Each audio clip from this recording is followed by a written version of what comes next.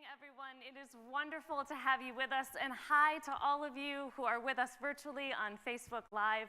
We are so excited to have you here with us tonight. My name is Beth Ann Langrel. I'm the CEO of For All Seasons.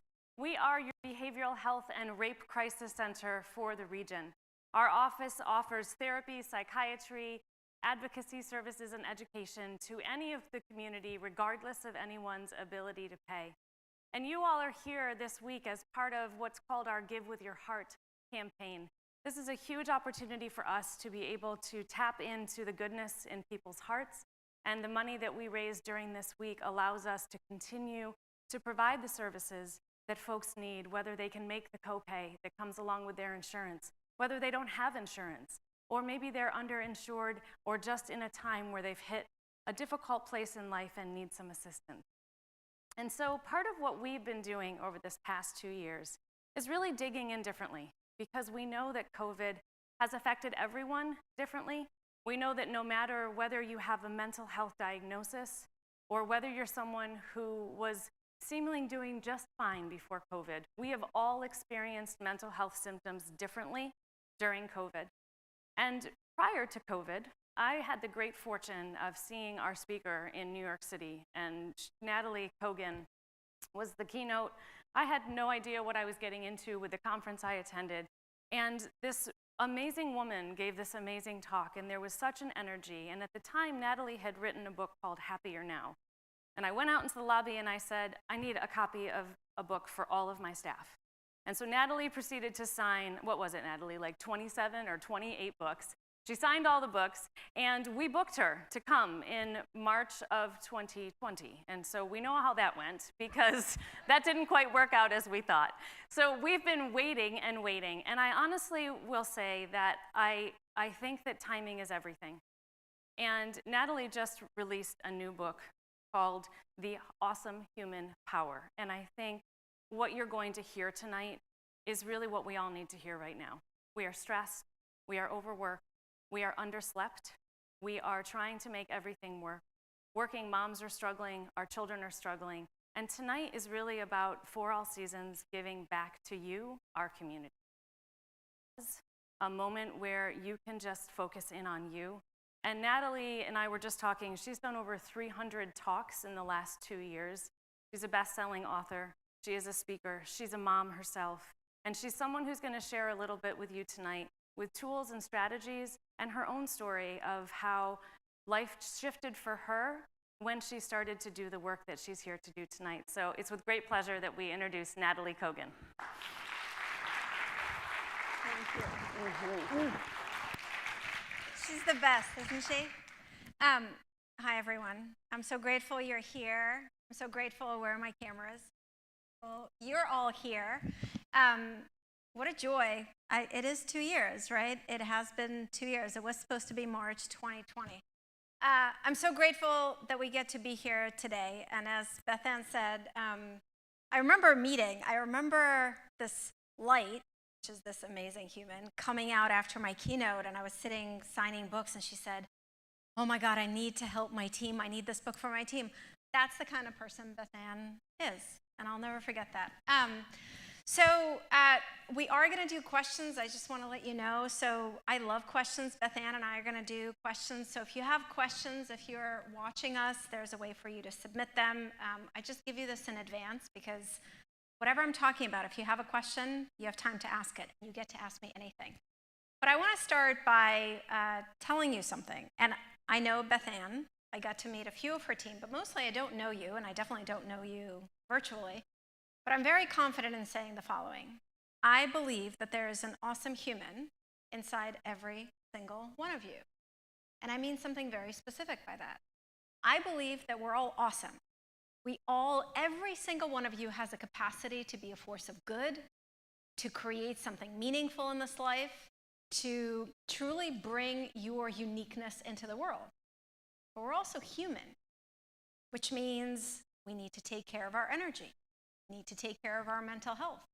We can't do all things and do them perfectly all the time. And we need to do some work to break through some of the mental blocks that our brain loves to put in our way. So we're awesome and we're human.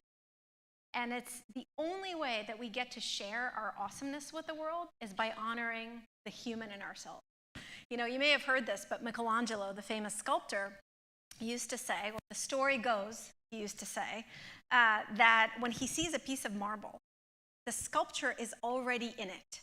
And his job as a sculptor is just to chisel away at the excess. And that is what I believe we're all here to do. When you undertake your awesome human project, and I think it's a lifelong project, in my not humble opinion, I think it's the most important project of your life, that's what we're here to do. We're here to chisel away at the stuff that is holding back our inner sculpture, our truly inner awesome human. And that is the title of my new book, The Awesome Human Project, and that is a project that I engaged in, but I want to tell you, and here I am, by the way, I got to tell you all, I'm wearing the official Awesome Human hoodie. I did paint this myself, so you're going to see some slides behind me. What you see on the back, this is an artwork that's actually on the cover of my book, and it's also on the sweatshirt. And this is actually the first time that I'm wearing the official Awesome Human hoodie on stage, which is just so cool. But I did not undertake my Awesome Human project willingly, even though I now teach it to hundreds of thousands of people. I spent most of my life ignoring my humanity and dishonoring my humanity, and because of that, getting in the way of my awesome. I grew up in the former Soviet Union, and if anyone here has family either there in the Ukraine, I'm with you. It's really surreal to watch the horror going on. And I came to the US with my parents as a refugee when I was 13 and a half, after spending several months in refugee settlements in Europe, applying for permission to come. And as you can imagine, that's a really tough experience. I have a teenager at home. My daughter is 17. I was just telling Beth Ann, she's going to college this year. I don't understand how they go from like babies to teenagers in roughly 5 minutes. I don't know how it happened. That's a different talk, or I need a lot of mental health support on that topic. So I know, like at 13, I don't think you want to move across the street. And here I was, everything was new. I didn't speak English. The English that I did speak came out of my mouth with this really horrible accent. I went to 8th grade in Scarlet Middle School outside of Detroit. And do you remember how kind and compassionate we are in 8th grade? Oh, good, you're paying attention, because no, we are not kind or compassionate. We are mean to each other. So you can imagine what my classmates did with me, where I said ridiculous things. I had 2 outfits to my name that were mismatched because we got them from a donation pile. It was hard. And I think every teenager dreams to be the person in charge in the family. But then when you realize that your parents can't guide you, it's actually really, really scary. And my parents couldn't guide me. They were trying to learn English and get a job and get food on the table. So I tell you about this because that experience, it was so difficult. And there was so much struggle that it kind of cemented in me this idea that life is struggle. That's what it's supposed to be. If you're going to do anything meaningful in your life, you have to struggle. Also, on top of that, I'm a Russian Jew. So we are really good at struggle. I don't know if you know many Russian Jews. We're awesome. But I've met people who are like Irish and Italian and Portuguese. They argue with me like, no, we're better. So apparently a lot of nationalities are good at struggle. But you know, like I grew up and my grandma, I don't know how she did it, but she would make these amazing feasts, even though food was really hard to come by. And she would like make these gorgeous like lamb dishes. But part of like her giving us the food was suffering. So she'd be like, I made this lamb, but the kitchen was awful and the oven is horrible and I almost died making it. And it's actually not even that good. It's not good. And then the way we showed love was we suffered together. We'd be like, yes, Babushka, you look horrible. You look almost dead. And yeah, the lamb is not as good as the last one. So like, that's what I grew up in. So suffering and struggle. So I was like, okay, life is struggle. That's what it is. And I adopted this life philosophy of like, you know, not grin and bear it, but like grit and bear it. Like, you know the word grit? It's very in right now. I definitely didn't know what it meant at the time, but I just was like, okay, whatever happens, it doesn't matter how I feel, I'm just gonna tough it out. And that's what I did. So for the next 20 years, I gritted. I worked really, really hard. Obviously, I learned to speak English better than I did. By the way, I gotta tell you, okay, I think I'm looking at the ages in this audience. I should be safe. Remember the show, Who's the Boss? Please, please, thank you, thank you. I gave a talk to a bunch of millennials the other day. I love millennials, but when I use this example, it was like, what? And then someone like 30 seconds later, like, oh, my mom loved that show. I was like, so, okay. Need a different show. So Alyssa Milano, who played the character of Sam, the happy teenager on Who's the Boss, she was my English teacher. Because TV is a beautiful teacher because you can see the person's mouth and you can hear it. So that's how I learned to speak English. Like after school, I would come and I'd get a box of Rice Krispies. We got a lot of food donated to us. And I don't know why there was always Rice Krispies, but I thought it was heaven because in Russia we didn't have dry cereal. I didn't know for the first month that you add milk to it. It's fine without milk also, but I would get my Rice Krispies. You know, I came home after school. My parents were out. I didn't really have any friends. Get my Rice Krispies. I had a mirror because I would pronounce the same thing that she's saying, and I would sit, and I'll never forget, Who's the Boss was on at 3, then it was Charles in Charge, then it was Webster, then it was again Who is the Boss, and so I had 2 English lessons every day. I don't know if I sound like Alyssa Milano, but she has heard the story. It has gotten back to her, and she said it was really cute. Funny thing, by the way, I cannot smell Rice Krispies. Like, our smell memory is so strong. It was such a difficult time. Remember when my daughter was 5, she was like, let's make Rice Krispie treats. And I was like, okay.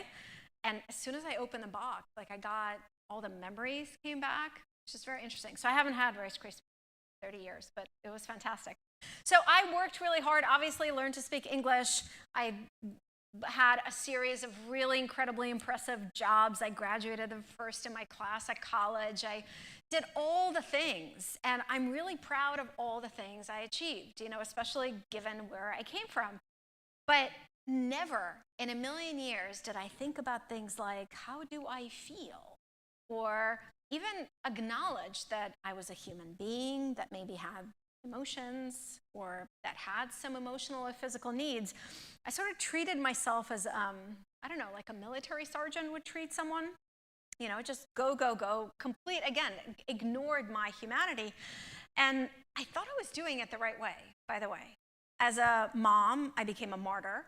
Like, I thought my daughter comes first, I come last. As a leader at work, I thought it was the right thing to not care about myself. So, like, I also thought I was doing it the right way, and I was struggling a lot. I was exhausted. I was overwhelmed. I had, like any human, a lot of self-doubt and anxiety, but I didn't acknowledge, and mostly I wasn't that aware of it because I kind of lived my life from the neck up. And I thought that eventually, like, I'll get to this point where I've done enough. I don't know what enough meant, but I was like, okay, eventually I'll do enough, I'll achieve enough, I don't know, create enough, and then I'll feel good. So I was aware that I wasn't feeling good, but I thought eventually there was going to be some point, like that I would get permission. Well, that didn't happen. Instead, several years ago, I suffered a really debilitating burnout. And burnout is a really complex mental health issue. It's actually a physical issue too, so we all experience it differently. For me, the best way, and I talk about this in my book, the best way I can describe it, it was a breakdown of being. I just could not be anymore. I couldn't push myself anymore. I couldn't just will myself. I couldn't grit it out. It was really scary.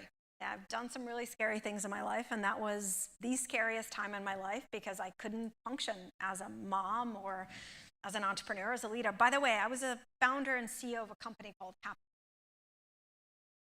And I was in the darkest place. I know some of you, I was chatting before, have seen my TED Talk. If you haven't, I recommend it. I'm biased, but it's good.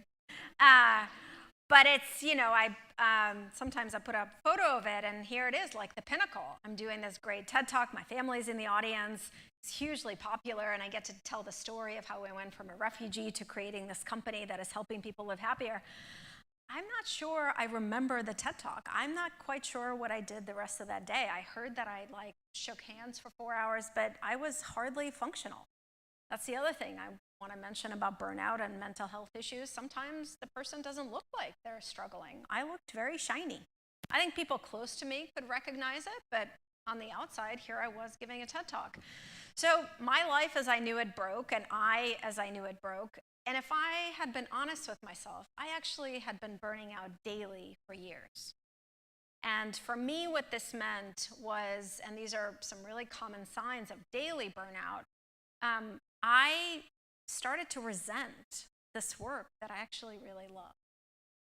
I remember every day feeling just a sense of like dread and just empty. Like I had nothing to give at the end of every day. And I'm a pretty social person, and I remember I would just withdraw from any social interaction, including, with my daughter or my husband or my friends. I mentioned these are some signs of daily burnout, and I mentioned them. If you are experiencing those, don't be like me. Don't grit and bear it. It's asking you to pay attention. But for me, as I mentioned, I had no awareness. I just never thought that my feelings or how I feel have anything to do with like being a great leader or a great mom. So I just ignored them. I come from a very loving family, but, very intellectual, very cerebral. Like I spent most of my life from the neck up, like we just didn't talk about feelings or how you feel. But I think perhaps worse than anything, I didn't imagine there could be another way. As I said, I thought that if you're going to do anything meaningful in your life, you got to struggle. So I actually thought I was suffering, and that's the way I was supposed to be doing it. Well, here's the thing. That is not the way you're supposed to be doing it. You are not here to struggle. You are here to live with a capital L. You are here to thrive. I'm going to say this again because I know my experience is not unique. The facts might be unique. But we are not here to struggle. We are here to thrive. So there is another way, and I did find another way, and I learned some incredibly powerful lessons that got me to change my life, how I live and how I work, and to honor my humanity, and I think to become a much more awesome as a human. And so I want to share some of those lessons with you. And the first one is, if you could put the first slide up. Do you know they're operating the slides downstairs? It's magic. I love magic. So yeah, if we could put the next slide up, that would be awesome. So the first lesson, and perhaps the most important, is that challenge in life is constant. Look, we just lived through a pandemic, right? A huge challenge for so many of us, but it doesn't have to be so big. Every day there's challenges, right? Someone cuts you off in traffic, or your boss is annoying, or your kids don't listen to you. Did I say that about the kids not listening? My daughter is awesome. Both of my books are dedicated to my daughter. She is my greatest teacher. But challenges are constant. They're a constant part of life. But struggle is optional. You can reduce how much you struggle. Struggle has to do with your inner experience. And there are, and I'm going to share some with you today, there are ways that we can reduce how much we struggle even when life is challenging. And that mindset shift was, for me, the turning point. Is to recognize that, yeah, life is hard. I think being human is hard. I think Carl Jung, the famous psychotherapist, said that, being an adult is really hard. We should go to university about being an adult. I agree. Adulting is hard.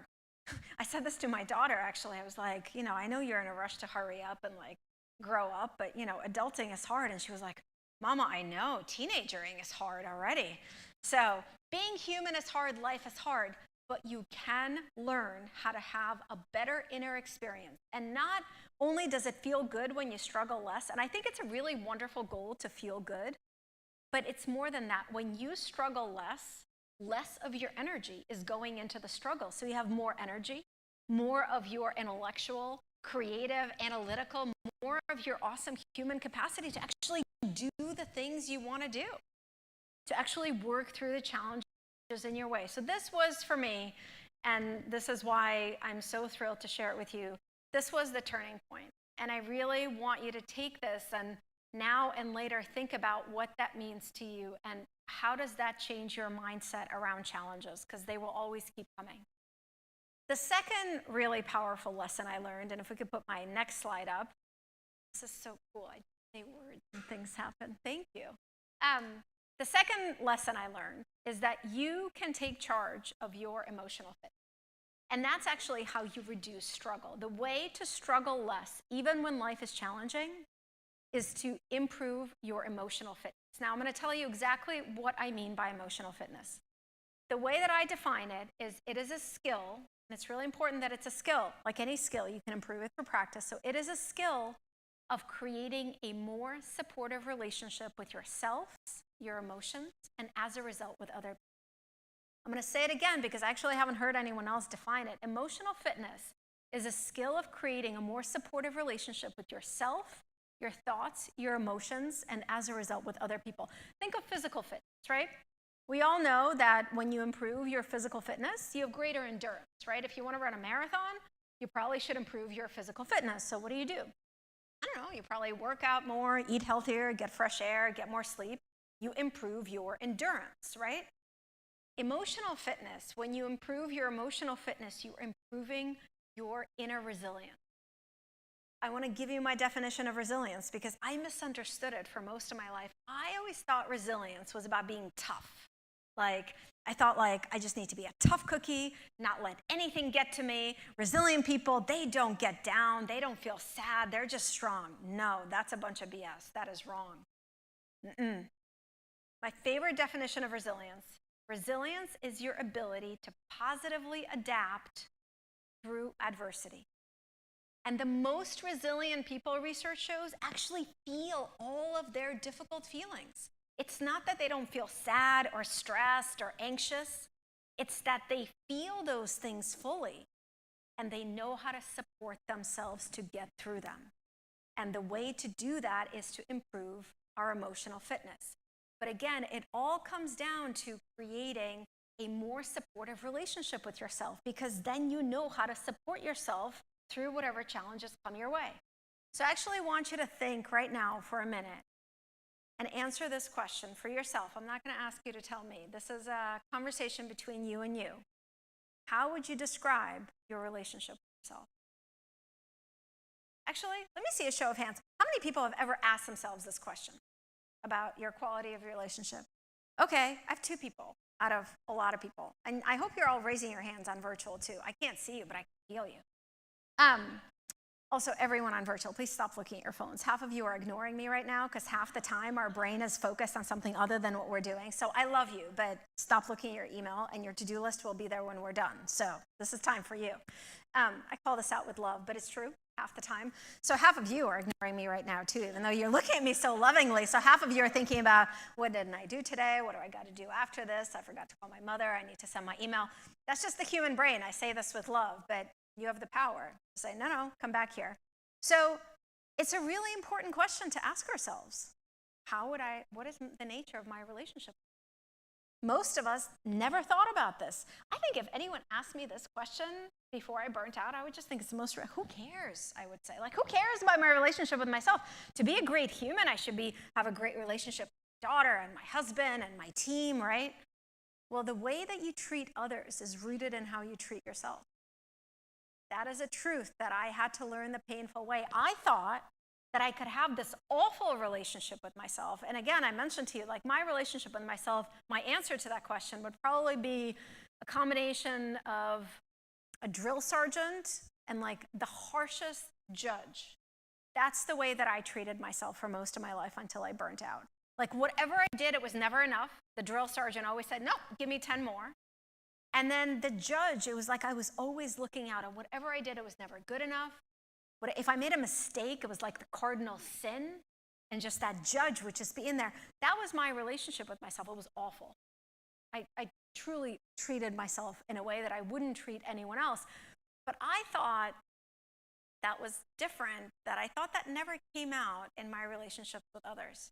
And the reason that I'm so convinced that your relationship with yourself has to be your number one priority is because it impacts how you treat others. A very, very, very painful truth, or truths, that I learned after I burnt out and got more honest about my feelings and my relationships with others, well, guess what? I learned that I wasn't bringing my best. I was bringing a lot of heavy energy to people. I was impatient. I lacked compassion. I was snappy.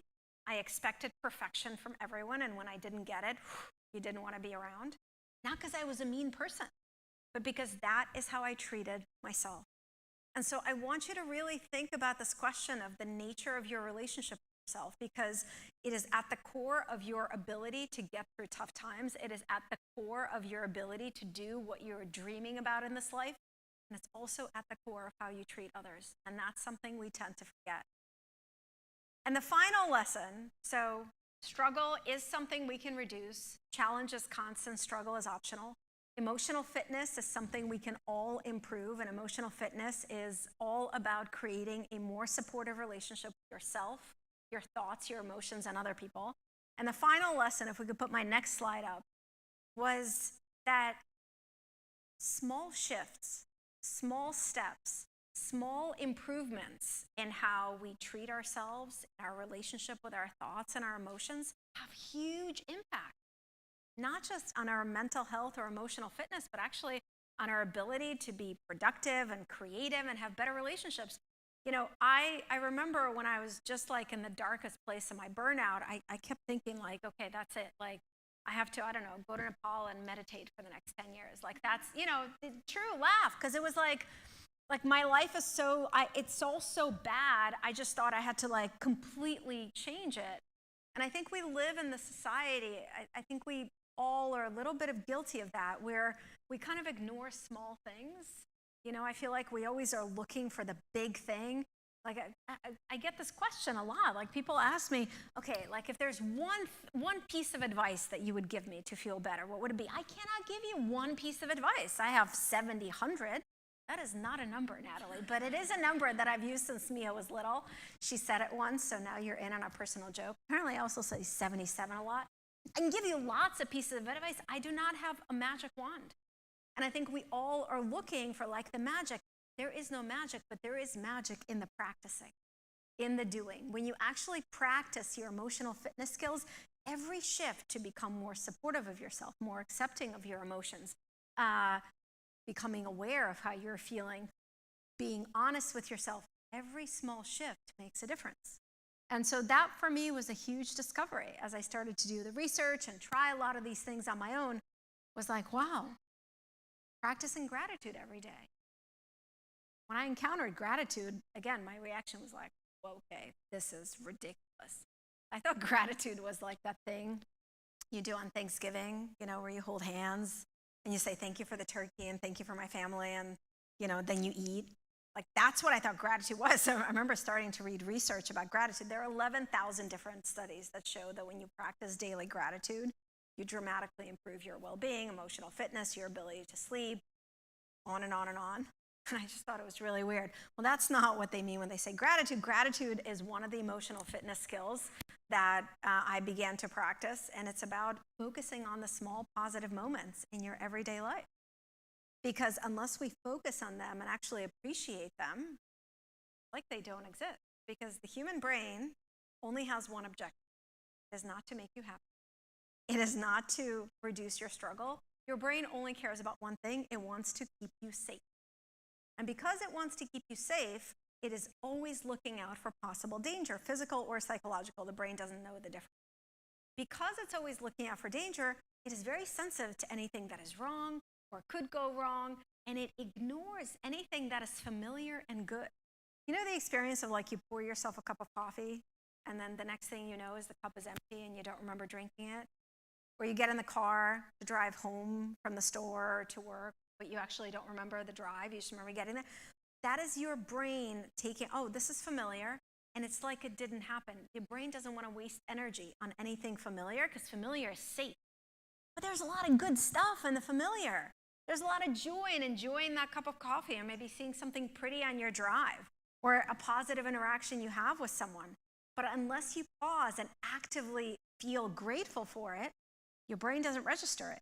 And I'm just giving you one example of how making those, that's a small shift to actually appreciate your cup of coffee, or have that kind interaction with another person. Or on your drive home, not be going over your to-do list, maybe listen to some music you enjoy and actually honor that moment. That's a tiny shift. It doesn't require dramatically changing your life, but it makes a huge impact. And so that was, for me, the other thing, and I'm still practicing. I'm still learning, and I'm still practicing. That's the other question I get a lot. Like, okay, so how long do I have to do this stuff for? For the rest of your life. For the rest of your life. As long as you want to honor your humanity and enhance your ability to bring out your unique gifts into the world for the rest of your life. The good news is I think it's more pleasant than going to the gym. I just have to, that's my sales pitch for emotional fitness, okay? I think it's more pleasant, but some of it is challenging. So I want to, how much time do I have? I could talk for roughly 9 hours in a row. I'm not exaggerating, obviously. Oh, 15 more, great. 15, did you say 15 more minutes?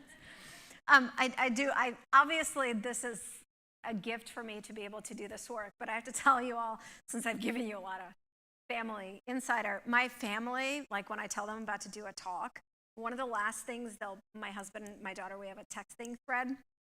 One of them will type, don't forget, you have to get on a plane, because they know I will like stay here and talk and then talk to all of you after.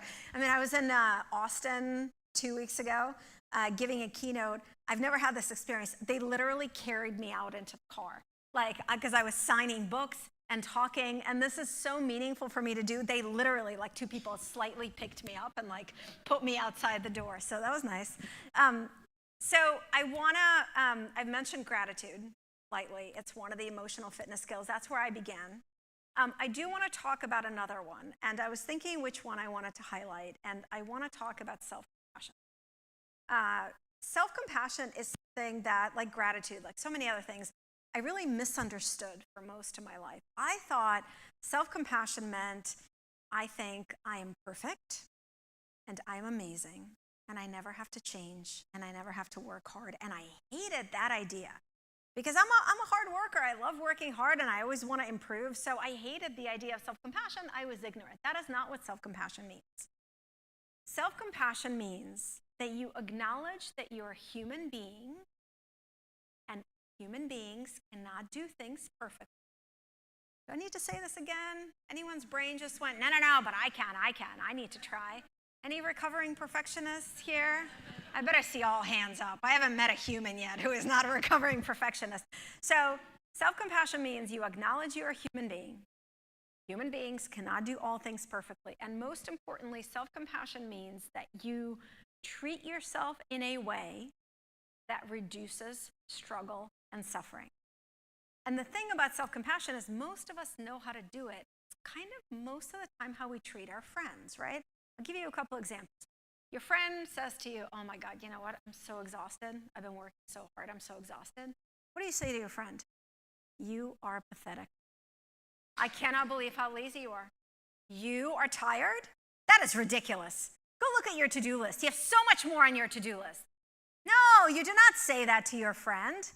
You say something like, listen, can you take a break? I think you need a break. Can you take a little, afternoon off? Like, don't drive yourself so hard. But how many of us, when we're tired, say to ourselves, so what? Have you looked at your to-do list? You still got stuff to do. Midnight, dishes not done, you better get there. Okay, give you another example. Your friend tells you that she's made a mistake. I don't know, she screwed up something else. What do you say to your friend? Wow, you are horrible. That is the worst thing I've ever heard anyone do. You're horrible. They hate you. They're going to fire you. I know they're going to fire you. You suck at your job. No, you don't say that. By the way, if anyone says that, don't say that. That's bad. Don't do that. Don't do that. But we do not say that. You probably say, you don't pretend she didn't make a mistake. You probably say like, yeah, you screwed that up. But hey, listen, it happens. It's not the worst thing in the world. Is there anything you can do to fix it? Is there anyone you can talk to? But when you make a mistake, what do you say to yourself? Some combination of what I just said, probably some words I can't say on stage, or Bethan will be really mad at me. Okay? I remember the day that I actually began to seriously practice self-compassion. I'll never forget it. It was winter. I live outside of Boston. Winters are bad. Please don't come visit in Boston in the winter. It's bad. And even though I grew up in Russia, I hate the cold. It's always, okay, so I have to really practice all my stuff in the winter. So it was the winter. And I forget what we were doing in our garage. I parked my car outside. We had that wonderful combination of rain, sleet, and freezing temperatures overnight. So the car was covered in this beautiful sheet of ice. It's like the best thing that happens. And I was taking Mia to school, my daughter. And we ran out. We got to the car. We slid to the car, and it's like negative 100 degrees. My hands are freezing. And I realized I forgot the keys in the house. And I say, and she's like, on the other side, and I was like, said out loud to myself, like, oh my God, you're such a stupid idiot. And I looked over at her, and she was looking at me. And in that moment, I was like, ooh, okay, hold on. What if Mia forgot the keys. Would I say that to her? Never. I'd probably say like, dude. We call each other dude. I'd be like, dude, come on. Next time, remember, okay, go run and get the keys. That's why I'd say some combination of that. But how harsh I was to myself. And in that moment, that is when I realized that if I wanted to be a good role model for her, and more than that, if I wanted to have enough compassion for her, I had to practice it to myself. So my shorthand for self-compassion for you is to treat yourself like you would a friend. Because somehow our brain is good at that. So I actually want to give you a practice. My work and my book and all, it's filled with practices because it's a skill. This is a skill, and I love creating these practices. That's how I got myself out of my burnout. I created all these practices, and I still practice them. But when something is a practice, we actually do it. You know, it's kind of like I have a friend, he's a runner, very serious runner. And he was a couple years ago, and he was telling me, he's like, yeah, I don't know, I've just been feeling really down. And I said, well, what have you done? He said, I don't know, nothing. I just want to feel better. And I was like, well, when you want to run a race, what do you do? He's like, oh, I train every day and I make these smoothies. And so we understand that physical fitness requires daily practice. Same with emotional fitness. So I want to give you a self-compassion practice that I still do that is really helpful. So if we could put my one more slide up, next slide. It's very simple. I call it, what would you say to a friend? So a beautiful time for this practice is when you've made a mistake and your brain is telling you that you're the worst human being alive and this is the worst thing you've ever done and your harsh inner judge is in there, or you just notice you're being really harsh towards yourself. I want you to imagine that you're talking to someone you love. So I usually use my daughter Mia for this. She knows this. Think of a friend, a partner, someone you really care about, and imagine this is what they said to you. So they just shared this with you. What would you say to them? What would you suggest to them? And I gave you a couple examples. I cannot tell you how powerful this is. I still do it. I still have to practice this because I'm human. So the brain, the patterns that we've learned our whole lives, they don't just disappear, but it's become much easier to do that. I forget what it was the other day. It was last week. So every week, and I know some of the For All Seasons folks have been coming, I do a live show every Wednesday called Awesome Human Hour, surprisingly. And you're all invited. Just go to NatalyKogan.com. You can find the registration there. It's a live show. It's at noon on Wednesdays. There's always a recording if you can't make it. I talk about things like this. I have guests. It's awesome. And, you know, there's some setup that has to happen. And I think it was a couple weeks ago where, like, I forgot to set up a bunch of the things that need to be set up. And then it was noon. And I sat down on my computer and I was like, wow, can't believe you.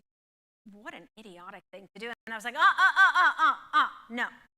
Imagine Mia just walked in and she was like, I've been so busy, I forgot to do these 3 setup steps. What would I say to her? I'd be like, all right, that sucks. Not the worst thing in the world. We can figure it out. And I don't know, maybe set a reminder for next time.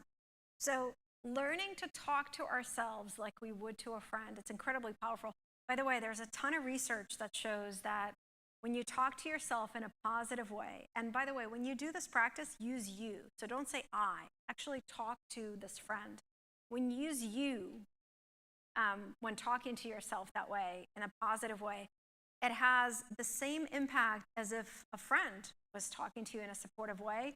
It enhances your self-image, it builds your confidence, and improves your motivation. Words we use matter, including words we use for ourselves. So that's one practice that I invite you to take with you and become aware of when you're being that harsh critic, and then you do this. How quickly we learn to shift. It's pretty powerful. Perhaps the biggest lesson that I learned on my journey is that taking care of my well-being, investing in myself, taking care of my emotional fitness can never be selfish. Probably like many of you, for most of my life, it's kind of what I picked up from my family and other messaging. I always felt it was selfish to care about myself. Can you relate? Like, even at times where I was aware that I needed help or I needed a break, it just felt wrong. Like, I thought my responsibility, if I wanted to be a great mom, is to always take care of Mia, not myself. If I wanted to be a great leader at work, I had to only care about my team. And we have this epidemic of thinking that taking care of ourselves, like self-care, is selfish. And the biggest lesson I learned is it can never be selfish because we're all connected. We're all connected. Do you know that human beings, we share our emotions with each other? Here you're 25% more likely to be happier. On a team at work, if one person has improved well-being, everyone on the team has improved well-being. We share our energy and our emotions with each other. So when you improve your emotional fitness and well-being, you are literally improving the emotional fitness and well-being of every single person around you. And the opposite is also true. And that was the painful truth that I had to learn. All of my martyr behavior of, oh, no, I gotta be with me. I gotta cook 17 fresh meals for her, regardless of how exhausted I am. Well, guess what? And that is, by the way, something I used to do, and cooking is my love language, and I do love to cook. But I've always had really intense jobs, and on Sunday night, it was like midnight.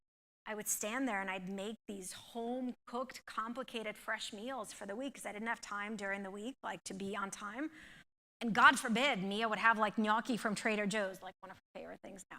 Like, God forbid. I thought it was like, no. And I remember I was so exhausted. But I was making the meal, and it was like my exhaustion was a badge of honor. Well, guess what?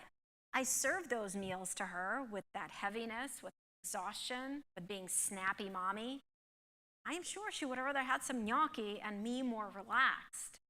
So I say this to you because I want to break through this idea that I had for so long that we're these isolated beings. We're all connected.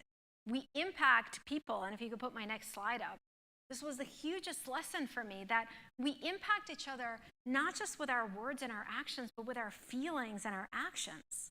So if your brain ever tells you that taking care of yourself is selfish, I want you to ask, what kind of impact do I want to have? What emotions do I want to spread to others? Because I don't care, and I'm sure some of you thought, no, I'm good at covering up my emotions. I used to think that too. And I was in some way, but we humans, we are so good at sensing how the other person is feeling and taking that on. And even now, if you Google me, please don't do this, but if you Google photos of me from like 10 years ago, you get a lot of like what I call stock photo for positive and confident leadership. You get a lot of this. And the thing is, if I really look closely, I can see that's not a real smile. And we can tell when the other person, we can tell. We're all walking around with what I call these emotional whiteboards. All of you have one. Look down, you have it. It's there, your emotional whiteboard. What you feel in this moment is written on your whiteboard. I can sense it. Now, we see each other's emotional whiteboards with a little bit fuzzy glasses. We can sense each other's feelings, but we don't know exactly. But we take them on, we're impacted by them. So taking care of your well-being, of your emotional fitness can never be selfish. Because when you struggle less, you help everyone around you to struggle less. When you take care of yourself, you have so much more to give to everyone around you. And if we could put one more slide up, this is the reminder that I say to myself all the time. You can't give what you don't have. You cannot. If you truly want to be a great human, a great parent, a great leader, you have to begin with yourself. There's no shortcut. There's no way around it. You cannot do greatness on empty. You cannot show true compassion to others if you are harsh with yourselves. So we have to begin with ourselves. We cannot give what we don't have. And the biggest recognition and the thing that I hope that you take away is that when you invest in your emotional fitness, when you honor your humanity, not only does it allow you to bring out your awesome human and do all the meaningful, amazing things you want to do, but it is actually your responsibility. It is your responsibility to the people you care about. It is your responsibility to your work. And to be honest with you, taking care of your well-being is your responsibility to our world. Because people who are fueled, who have energy, who have their full capacity, those are the people that cure cancer. Those are the people who create peace. Those are the people that help each other. And so taking care of you is never selfish. It is truly the biggest gift of love you can give to everyone you impact. Thank you all. Oh yeah, questions. Almost forgot. I did say questions and I almost forgot. It is question time. It is question time. So for those of you in the audience here, we are also getting questions from people virtually. So if you are virtual, hi again. We're so glad you're still with us. Please send your comments in, and they are being fed to me, and then I will feed them to Nataly. There you have it. Magic. Magic. So, first question. I feel like we're on like Jeopardy or something, but I'm not gonna. I'm not good at Jeopardy. I'm no really money. bad with proper names and facts. Can I have a lifeline? I call my husband. Oh yeah, great. right. Isn't that a different show? Where's Regis? Yes, that Thank is. you. You want to be a That millionaire. show. Yes, I love that show. So you talk a lot about your wants versus your needs. You know, doing something that you want to do versus something that you need to do in your book. Can you talk with us a little bit about picking the activities that help to bring you out of struggle when it comes to doing something you want to something? Yeah, it's a really great question. And I think so many of us, it's wants, and the other way I look at that is I should and I could. I think we're all amazing at shoulding ourselves, right? Are you good at shooting? Yeah, I should do this, I should do this, yeah. Well, let's say should. My speaking agents always remind me that I can't say bad words. I think a lot of us spend our lives in the should. And, you know, I should do this. Even when it comes to self-care, I think it's very easy to get into the should. Like, no, I really should go for that run. I should do yoga. I should. And how does it feel when you say should? Like, the minute I say I should do something, I'm starting behind. That's how I feel. I'm already behind. Like, there's something here, and I am behind it. It feels restrictive. And I think it's very powerful, and that's like the need to shift into could. So that's one of the core shifts that I practice making, and it's the same of need to want. How could you shift from should to could? Sometimes it's just a mindset shift, right? So instead of, I should work out 5 days a week because that's good for me. Ew, that already feels like prison of workout. You could say, well, I could work out 3 times a week, and if I feel like I have energy to do more, I could do a few more. Do you feel how could is full of possibility? I could. It's possible.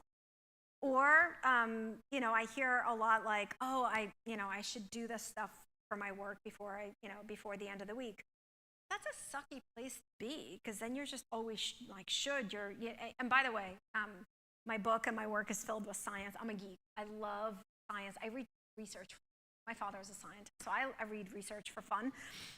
When we as human beings are doing something and we feel that we are being forced to do it or obligated, our motivation dies. We have no motivation, even if it's a thing we enjoy. So when you think, I should do this, then already your motivation to do it is less. So instead of I should do these things for work, or I should do these things to take care of myself, what would it feel like you could? I could focus on these things first, or I could start with this. And that shift, so to me it's need to want, but I think of it in terms of, can you shift from should to could? And even asking yourself, how could I turn this into could, fuels you with energy and motivation to do it. Are there questions in the audience? Oh yeah, you guys get to ask questions you guys get too. to ask You have to questions raise too. your hand so you get the mic.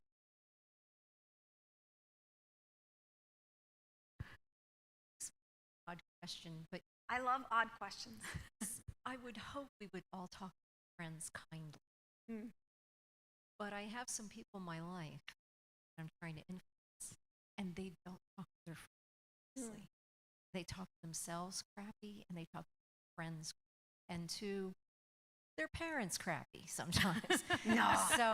So how do you get that to turn around? Is there Yeah. a way? I don't think it's an odd question, and I love that in your question is what I shared. You acknowledge that if they're talking to others crappy, they're definitely talking to themselves in a crappy way. I've never met someone who's kind to themselves and nasty to others. The way my advice around that is, first of all, don't preach. Preaching never works. it puts us on the defensive. That's actually a general thing that I've had to learn because I'm also a recovering fixer. I could fix everyone.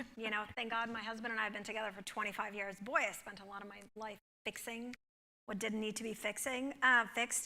But so preaching, giving advice, we have to be careful around that. To me, I think the most compassionate thing you could do is talk to that person about how they treat themselves versus about how they talk to others, because it really does stem from that. And if someone is talking in a crappy way to themselves, that's the struggle. How they talk to others is just a reflection.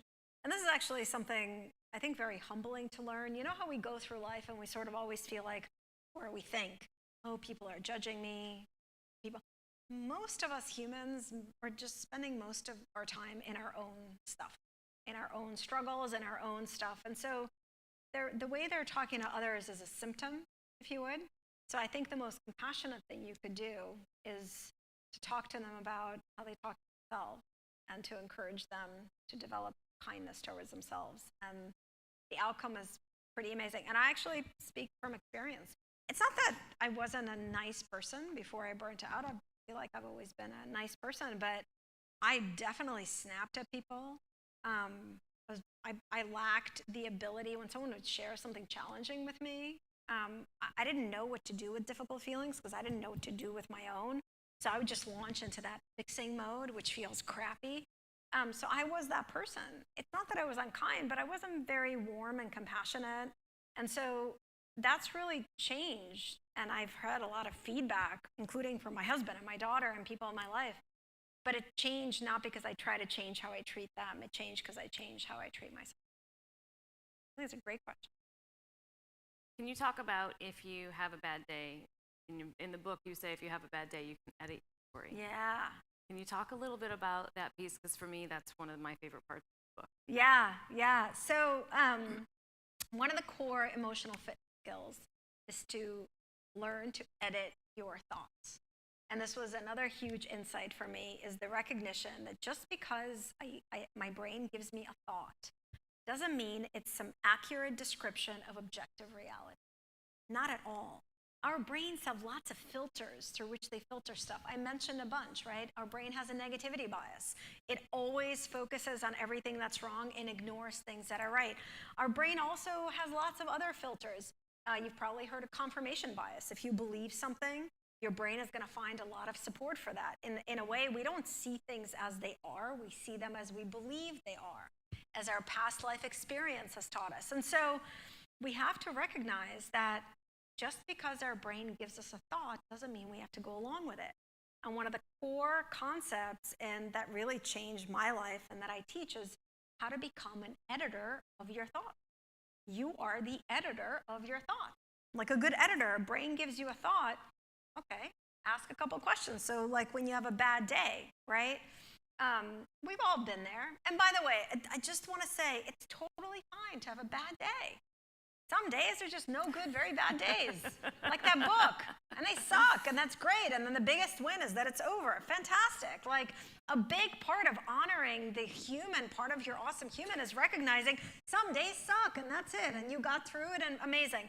But not all bad days need to stay bad days, and we have to recognize that the way that our brain tells us a story about our day can affect how we feel about it.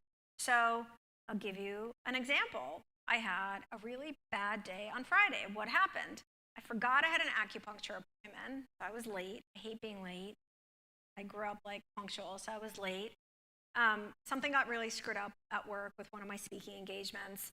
I snapped at my daughter because I was late and because something got screwed up at work, so then it was her fault, naturally. She snapped back at me. And by the time I got back to my home office on Friday, I was like, and my brain is like, this is like the worst Friday ever. Horrible. Why do you keep having horrible days? This sucks. I had a serious pity party with myself. And then I paused myself and I was like, hold on. Let me edit the story. I was late to an acupuncture. What a gift to have acupuncture appointments. Amazing. And the woman who treats me was so kind and understanding. And she knows I'm never late, so it's not like she was angry. And okay, this thing got really screwed up at work, but it's not brain surgery. No one got hurt. It's fine. Okay, I snapped at my daughter. She snaps at me all the time. I said, dude, I'm sorry, that was bad. She's like, yeah, it's fine, all good. I forgot about it. I don't know. Did I have a bad day? It's kind of okay, actually. You know what that took? Again, small shift. I just edited my thoughts. So 2 questions to ask yourself. Your brain gives you a thought that it's causing you to struggle or get into that negative headspace. 2 questions to ask, like a good editor. First question, is this thought true? For something to be true, you have to have facts to support it. And by the way, what someone thinks is not a fact. That's just something. Think a fact is something that could hold up in court. So what are the facts? And by the way, you know, a story about a bad day is easy to edit. There's also a lot of bad stories we believe about ourselves. I'm not good enough at this, terrible at this. Same steps. So is the story true? Take out a piece of paper, make 2 columns. Facts that support the story, facts that counter it. It's a very humbling experience. Because when you go to the facts that support the story, usually there's almost none. There's a lot of facts that counter it that the brain bad. That's your first question. Is the story true? Second question. Is the story helpful?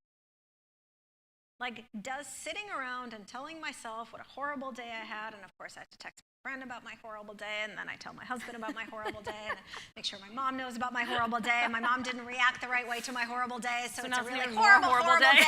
And I tell my husband about how horrible the horrible day was, and no one wants to hear about my horrible day. See, nobody loves me. What? You're all laughing as if you haven't done this. Please. We all do this. So is that helpful? Does that help me struggle less? No. Does it help me have a better day the next day? No. Does it help me feel better? No. So when your brain gives you thoughts or stories that cause you to struggle, you have the power to edit your thoughts and your stories. I'm not going to tell you this is easy. The brain is very, very stubborn. But you have the power. Is this thought true? Is this thought helpful? Very humbling, incredibly powerful. I'm so glad you asked about that. My favorite part of the book. It is pretty good. In the book, by the way, I give you literally scripts for how to talk back to your brain. Kindly, but very firmly. So there's actual scripts. And if any of you here are on Instagram, that's my favorite. So I actually, like, from time to time, I'll share a script, what I just said back to my brain. We have to learn to edit our thoughts and talk back to our brain nicely. Are there more questions in the audience?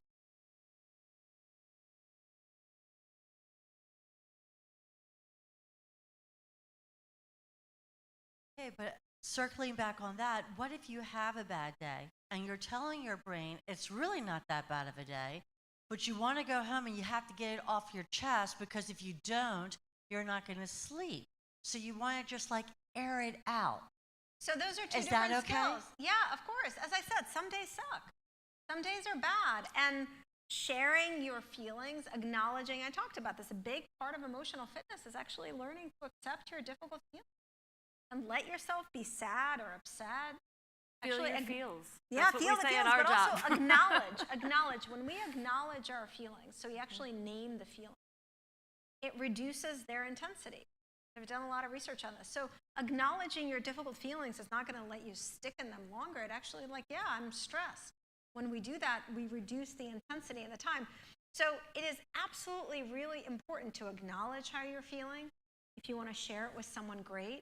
And you have to choose when you have to edit your story and when you want to acknowledge your feelings. But even then, I will tell you, most of us don't know when to stop.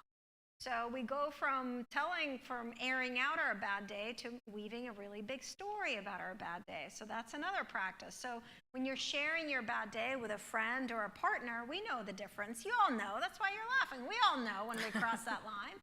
It goes from, oof, I had a really hard day. This happened and this happened. Okay, and then because this happened, this is what it means. So yeah, I'm never going to speak again. The thing was broken. And oh, also this person looked at me the wrong way. And I've just never had a horrible day like this. I think I should quit my job. I think we all know this, okay? So I am not telling you, and please, I want to be really clear about this. Editing your thoughts does not mean denying your feelings. That's what I did for 40 years. That's why I almost lost everything. You want to honor your feelings. You want to become aware of them. You want to honor them. You want to pay attention to them. But You get to choose your thoughts. So you have to get really good at being honest with yourself. Is this me just openly sharing how I feel? Or am I now engaged in weaving a really dramatic negative story that is actually making me feel crappy? And that's part of the skill. So it's a really great question. There's a difference between feelings and thoughts. Feelings are feelings. Actually, do you know that researchers, they don't know where feelings come from? Like we don't know exactly why we feel.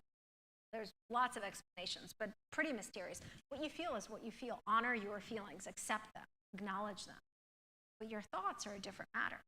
You can choose, shift your thoughts, to edit your thoughts, to choose thoughts that are more helpful. So absolutely feel the feels you have on a bad day. Absolutely, if you have someone that you want to share it, fantastic. But be courageously honest with yourself of when you've crossed that line of now telling a really dramatic negative story that is actually making it worse. Question? A+. Lauren, right up here.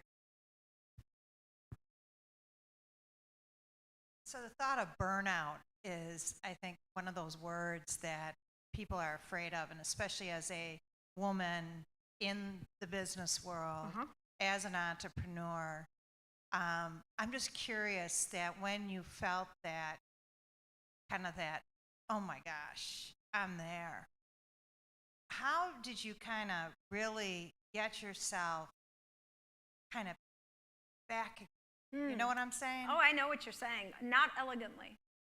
No, I want to be on, not elegantly or willingly. I mean, at some point it got so bad that I became aware that I actually 3 years before I burnt out, I think. I write about this in the book. I woke up one morning and the comforter felt like it was like a steel plate. It was so heavy. And I remember I got up and I went to open the bathroom door and I couldn't turn. I have a knob thingy. I couldn't turn it. And the toothbrush felt really heavy. I couldn't lift a single weight, and it was scary. And so I tried to be that okay with that, because just like emotional pain, I was also very good at numbing physical pain. So I was like, no, this is whatever. But at the end of the day, it was sir, I couldn't pick up my daughter. So I called a friend, and she said, okay, go see this guy. He's a functional medicine doctor. And I was like, wow, that's a bunch of gobbledygook. I just need a prescription for something. So I went to see this guy, and he said, asked me a bunch of questions, which I thought were completely ridiculous, about how much I sleep, how I feel. And I was like, blood, take blood. There's something wrong with me. And he said, I know what's wrong with you, but you're not going to listen to me. So I'm going to write it down on a piece of paper, put it in an envelope, and seal it. And now go do all these tests. Okay. So I had to do all these tests, and I came back a couple weeks later. He said, I have the test results and the envelope. Which do you want to see first? I said, okay, test results. He gives me the test results, and I have adrenal. So adrenaline, if you don't know, it's basically our ignition. Your immune system, your digestive system needs adrenaline to be functioning. I had burnt out my adrenal glands with cortisol. When you experience severe chronic stress, eventually your adrenal glands give out. So I was, and still am, producing very low adrenaline, better now, but I was producing 1% of normal adrenaline. And that's why I couldn't turn, my body was shutting down. So I look at these test results, and he gives me the envelope. That's what he wrote when he saw me. And I said, how'd you know? He said, I meet a lot of you. Very successful. My ego did not like it, because that was very unique. He said, I meet a lot of you. Hardworking, very successful, a lot of people in business, entrepreneurs, investors, and you just go at it, you just push yourself to the limit, and you think you are invincible. And around 40, things start to happen. Autoimmune diseases, adrenal failure, things really start to happen. He said, but the good news is you have some time. I was 35 at the time. He said, you have some time. You can change your lifestyle. I can definitely give you some hormones, you can't feel like this, but you have time. You can adjust, but you need to change how you live. I remember I was like, oh, God, it's ridiculous to be here for this, because I'm fine. Those people who burn out are weak. I am strong. Does he not know that I'm a superwoman? Everyone keeps telling me I'm a superwoman, and I am a superwoman. So I was like, okay, what do I have to take? So he actually put me on some supplements, because my body literally was not producing adrenaline. Well, guess what? I thought he was wrong about me, and he was wrong about me. I burnt out at 38, not 40. Aha.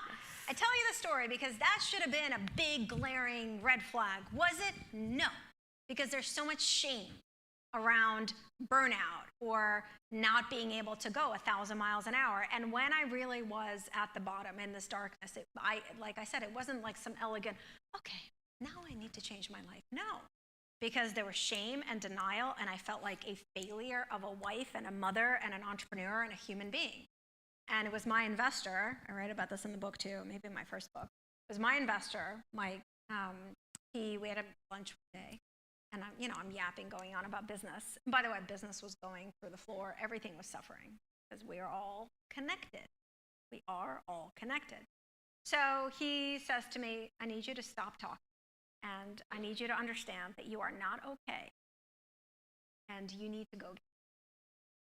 And here's this woman, her name is Janet. I need you to go see her before I talk to you again. I was like, oh my God, you're ridiculous. I don't need therapy, I'm fine, and this is rude, He was like, no, I don't care, and he got up and left. And if you think at that moment, I was like, well, I need my investor to talk to me, let me go see this Janet. No, it was another month of me hardly sleeping, like being in a fog, not really functioning, until I was like, okay, I need to go see this woman because I need to talk to my investor. So I went to see this woman, Janet, who became my guide and eventually my spiritual teacher. Thank God she didn't use the word spiritual for the first 2 years, because I had no room for that stuff. She was smart enough, so I owe a lot to her. I worked with her for 3 years. And I remember going to see her for the first time, and I just remember sitting in that big chair, and I was like, wow, I said to her, I have failed. I have failed as a human being. I have failed with what parents went through to get here, and I failed. And I run a company called Happier, and I failed. And she looked at me, in this very kind smile, she said, I don't think you failed. I think that you're waking up back as a human being, which at the time was, whatever. So I tell you these stories because that's my answer, is it's hard. And that courage to be aware is hard. This is why I do what I do. This is why I changed my whole work and what I do to teach and do sessions. And I work with a lot of companies and teams, and to bring this out. We are human, and we treat ourselves like machines. Even machines need maintenance. Actually, I was talking to someone the other day. It was a manufacturing company, and they were like, no, hold on. Because I kept saying, you're not a machine, you're human. They're like, but we need to shut off our machines from time to time, too. So it's really hard. And when my first book came out and I wrote about this, I cannot tell you how many business owners and entrepreneurs and women and moms wrote to me to say, oh my God, I feel that way. And I'm so scared to admit it. But it's, we're talking about mental health. When you feel like your muscles are weak and you want to be stronger, you go get a trainer. Start working out. There's no shame around that. And I would love for us to bring our emotional and mental health into the same realm. I'm very proud to talk about Janet, who helped me for 4 years. It wasn't because I was weak. It was because for the first time in my life, I had the courage to admit that I was human. So I think I'm on a mission to get us all to take off our superheroes. Take off the cape. Nobody here is a superhero. Being human is hard enough. And let's honor the humanity. And I think that I'm a Russian Jew, so I don't have an optimistic bone in my body. It's not a thing. Everything's always going to be awful. Yeah. Yeah. I say this with love to my mom and my grandma, and it's still in me. But I call myself an optimistic. So I do feel like the pandemic maybe gave us an opportunity to reevaluate. I hope. People ask me if I think that if I would have ever changed if I didn't burn out, or if it's necessary to have a breakdown. I hope not, and this is why I'm trying to prevent that for people. But I do think it's important. Our brain has a lot of inertia. And so if you're doing a certain thing, your brain's just going to want to keep going. So we need some kind of interruption of inertia. And I try to be that interruption. I hope I was that interruption for those of you who maybe are in that unsustainable path. I think the pandemic was an interruption of inertia, a really horrible, scary, but also powerful way that maybe we can reevaluate what this life is about and how we treat ourselves and how it impacts others. But really long-winded answer that hopefully helps in some way. But I try not to BS about it. It's hard, and like I said, I work with a lot of companies. We have a whole Happier at Work program. It's hard to get leaders to openly admit that they're even tired. Like to say I'm tired somehow means weak. No, it's a confirmation that you're not a droid. Tired. Humans get tired. It's, but every one of us who can be more aware, more open, and courage, there's a whole chapter in my book, Courage, including with yourself. I think we all help each other to share the humanity, and I think I think that's how we do it. So I have a question, because I would imagine that there are some of you sitting in the room today and some of you at home that may be where I was when I heard Nataly's first time. It's that passion of like, okay, I'm going to do this.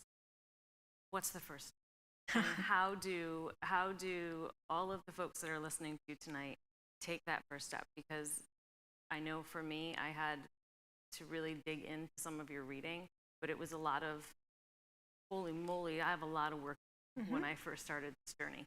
So what would you give advice to people as to how to take that step and not do like we do with New Year's resolutions, where we chunk off so much that we might have to restart? Don't do that. Yeah, no, I don't make resolutions. Again, we should ourselves. Most New Year's resolutions I should, by the way. I should drink water. I should work up. Back to the should. So it's just one step at a time. And I love this question. So here's a step I want you to do. You can start tonight, right now. Actually, I'm going to give you a couple. But first step is I want you to complete the sentence. Today, I'm an awesome human because. Awesome human, both. Today, I'm an awesome human because. The other epidemic that we all have, in addition to the pandemic, is this self-harshness. So today, the end of every day, and I'd love for you to do this in the morning or in the evening, but do this once a day. Today, I'm an awesome human because, I started doing this when my book came out, and you joined my weekly show. I do this in my talks. It's incredible. Many people tell me, I don't know, I can't complete the sentence. My brain won't let me. Begin there. And when your brain tells you, no, ego, conceited self, remind yourself, when you learn to honor your humanity, you see humanity in others. So that's your first step. Second step, every day can you make a tiny commitment to create a more supportive relationship. Not a resolution, a tiny commitment. Doing this practice once a day, tiny commitment. Writing down 3 things you're grateful for, tiny commitment. I talked about using this practice. What would I say to a friend? So when you hear that inner judge or inner harshness, well, imagine I'm talking to a friend. What would I say to her or to him? Tiny practices, tiny commitments. Those are your 3 steps. Begin there. Today I'm an awesome human because. Let that be the way you greet yourself, right? I was thinking about this the other day. When we wake up, we get up. I actually observe this. I'm going to my bathroom, the mirror. I started brushing my teeth, and I was like, oh my God, this wrinkle. The gray hair. Oh, crap, I forgot to call my mother. That was the beginning of my morning, right?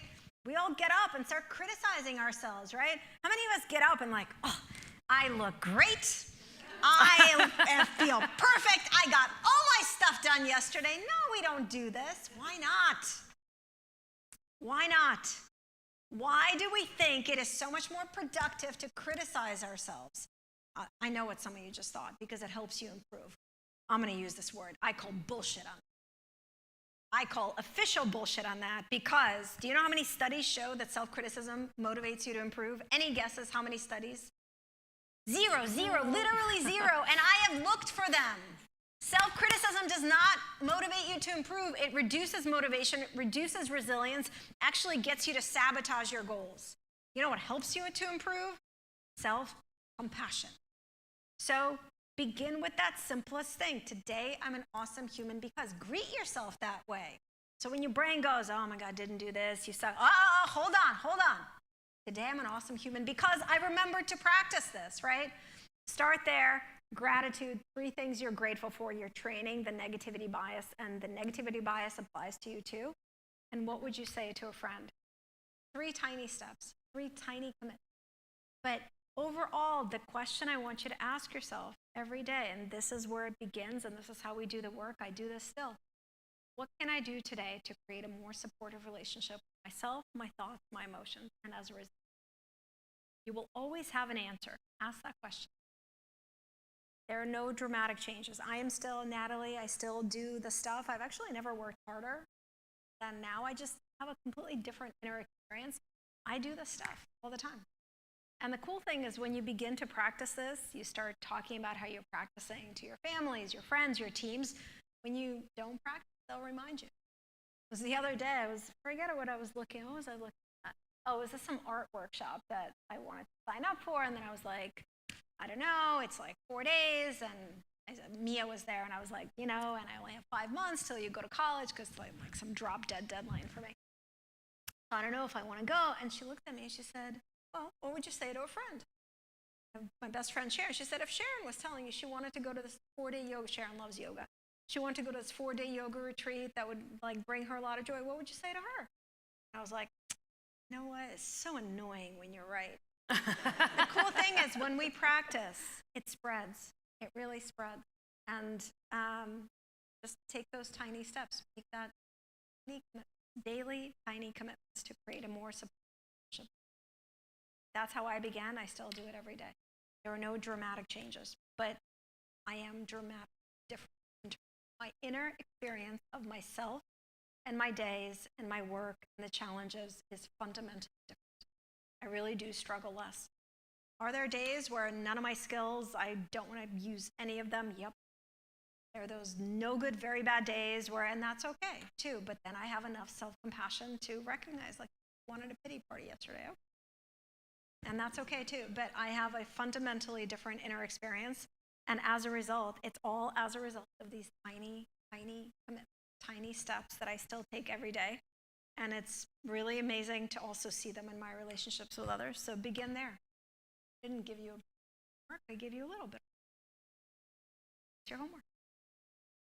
I am so grateful for you being here and bringing your light to our community. Thank you. It has been a long time that we have been waiting for this night to be here. I'm thrilled that all of you have been able to get to know Nataly, whether you're here in person with us or virtual. I encourage you to think about your Wednesday afternoons from noon until 1. And the beauty of Nataly is that she can continue on in your weekly schedule. And from noon until 1, she does that awesome human hour. And we sent you a recording. So if you register, you can't make it, no worries. You can watch it whenever, and the beautiful thing is that it's not something, if you miss 1 week, you can catch up, you can go to the next.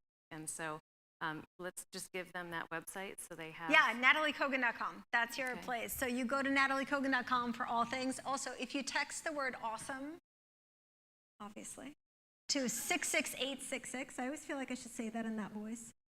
Messaging rates apply.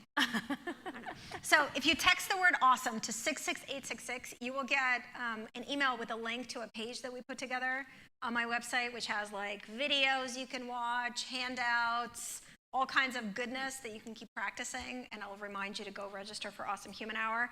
But NatalyKogan.com for all things. Nataly, book, art. We do have books out in the lobby if you are interested in purchasing the book. And here's what I can tell you as someone who continues to say, with 2 young kids at home and running 4 all seasons, I don't have time to read a book.